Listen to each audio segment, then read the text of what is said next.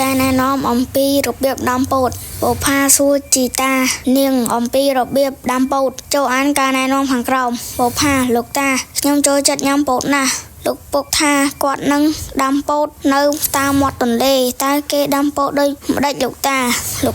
មានអីចៅចាំតាប្រាប់ដំបងគេភ្ជួររាល់ដីឲ្យស្អាតបន្ទាប់មកម្នាក់យកឈើបុកដែលមានចុងស្រួចបន្តិចមកបុករណ្ដៅចម្ងាយពីរណ្ដៅមួយទៅរណ្ដៅមួយទៀត7ដេស៊ីម៉ែត្រអ្នកយកគ្រាប់ពោតដែលត្រាំទឹករួច2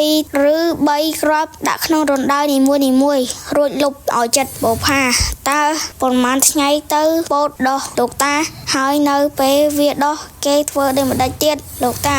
ពោតអាចដុះក្នុងរយៈពេល1អាទិត្យយ៉ាងយូរនៅពេលពោតដុះបានមួយចំអាមគេជ្រុំគល់វានិងដាក់ជីដើម្បីឲ្យវាឆាប់ធំនិងបានផ្លែល្អបុប្ផាអរគុណលោកតាក៏ទៅដូចជាមិនពិបាកសោះខ្ញុំនឹងជួយដាំពោតលោកពុកមិនខានក្នុងការផ្ដល់ការណែនាំគេត្រូវប្រើពាក្យដំបូងបន្ទាប់មកទៀតទីបញ្ចប់ឬចុងក្រោយ